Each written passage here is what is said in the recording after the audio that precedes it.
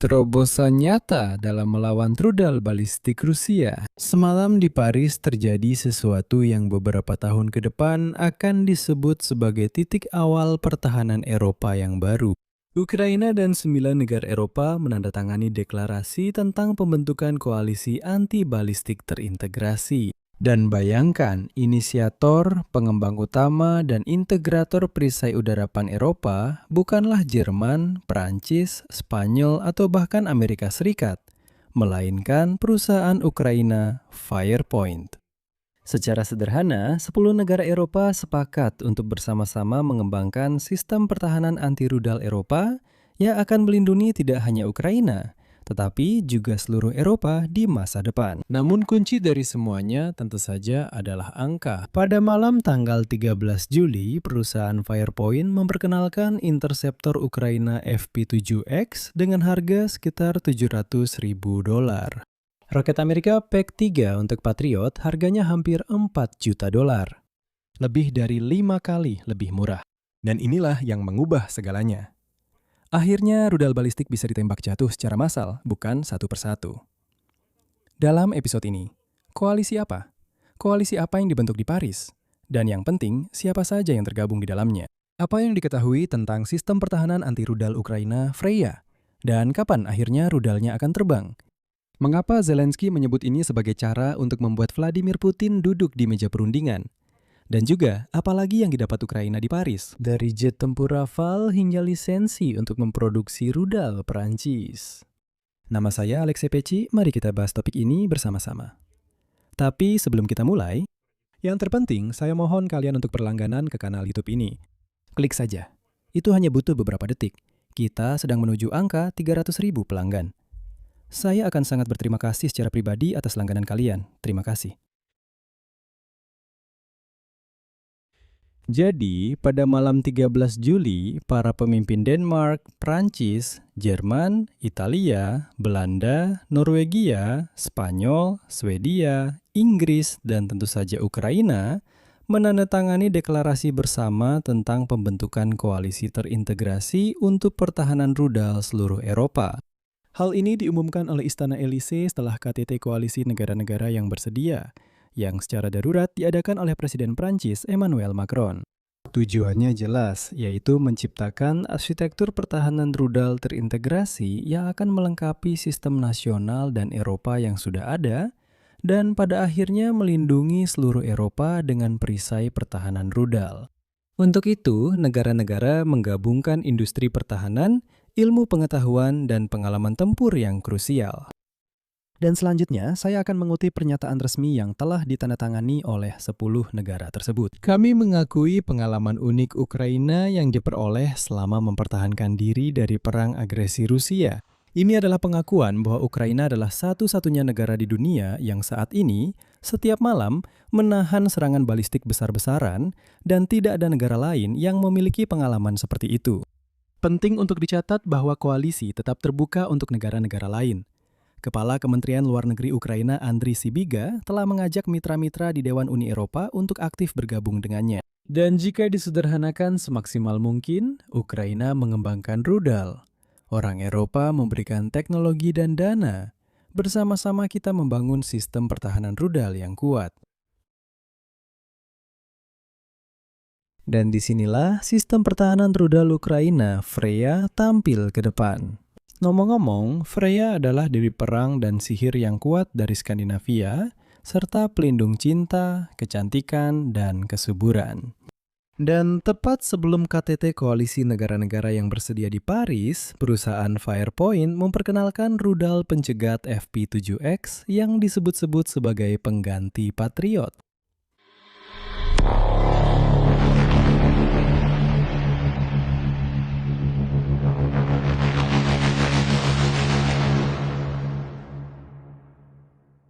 Spesifikasi rudal tersebut adalah sebagai berikut. Kecepatan hingga 2000 meter per detik, jangkauan terbang hingga 200 km, panjang rudal 7 meter 25 cm, dan hulu ledak hingga 150 kg. Badan rudal sepenuhnya terbuat dari material komposit, sedangkan kepala pencari menggunakan sistem pemandu semi-aktif inframerah yang dikembangkan bersama perusahaan Jerman DL Defense. Freya adalah sistem multifungsi yang mampu beroperasi baik sebagai pertahanan udara maupun sebagai pertahanan anti-rudal. Namun, tugas utamanya adalah mencegat rudal balistik. Dan konsepnya membuat proyek ini benar-benar unik. Freya dirancang sebagai perisai pan-Eropa yang dimiliki bersama oleh negara-negara mitra. Artinya, bukan berarti Ukraina membeli sesuatu dari Eropa.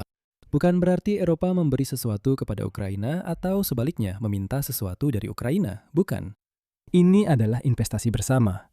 Dan inilah yang menegaskan pendekatan khas Eropa.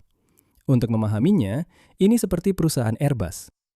Ada perusahaan besar Airbus yang secara bersamaan dimiliki oleh Prancis, Jerman, Spanyol, dan juga belasan dana serta investor lainnya. Dan semuanya kurang lebih memiliki perusahaan ini dalam porsi yang hampir sama. Tapi keunggulan utama dari sistem Freya tentu saja adalah harganya.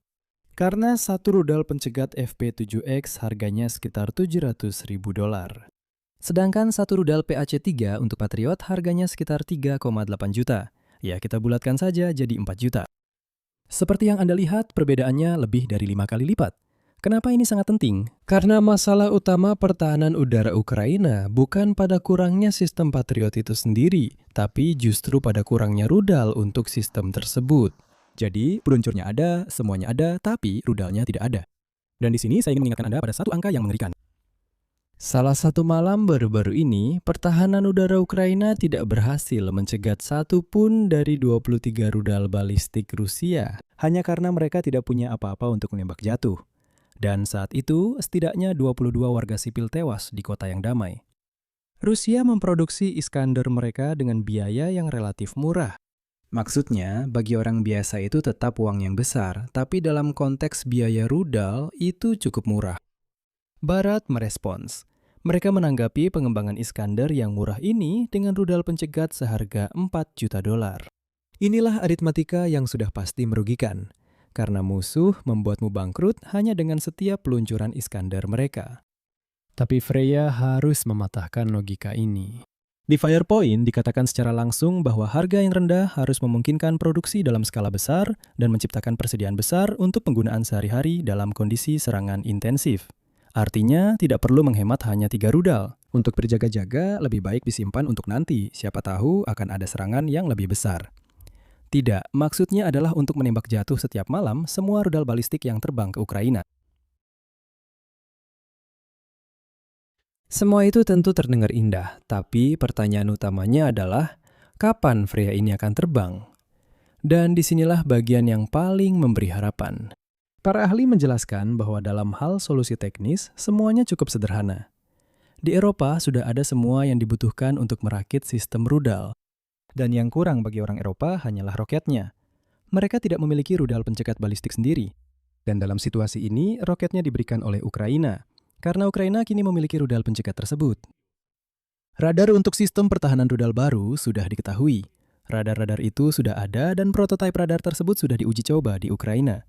Yang tersisa hanyalah membuat perangkat lunak yang menggabungkan semua komponen ini dan menyelesaikan masalah peluncur. Menurut para ahli, ini hanya masalah beberapa bulan saja. Setidaknya, pihak Firepoint menegaskan bahwa pengujian seluruh sistem, yaitu yang sudah dirakit, bisa dimulai sebelum akhir tahun ini.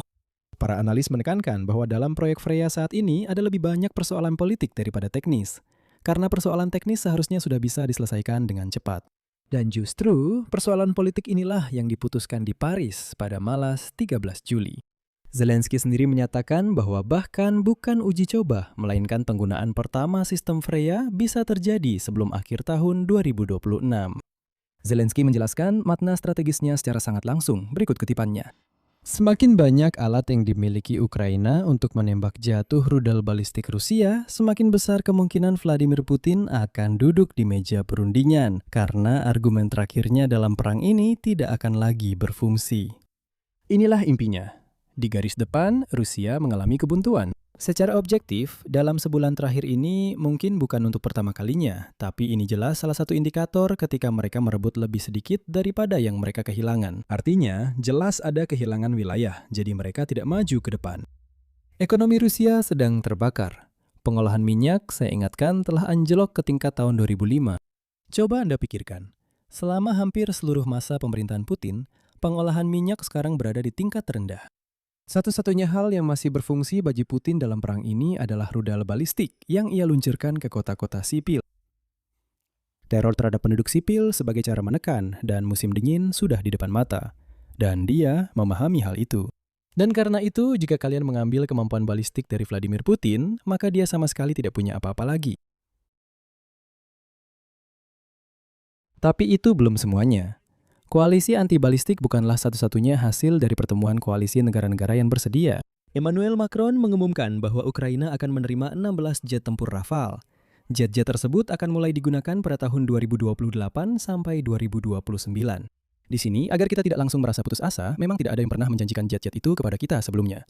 Saya ingatkan, pada bulan November tahun lalu, ada kesepakatan dengan pihak Prancis bahwa hingga tahun 2035, Ukraina seharusnya menerima total 100 pesawat Rafale F4 dari Prancis.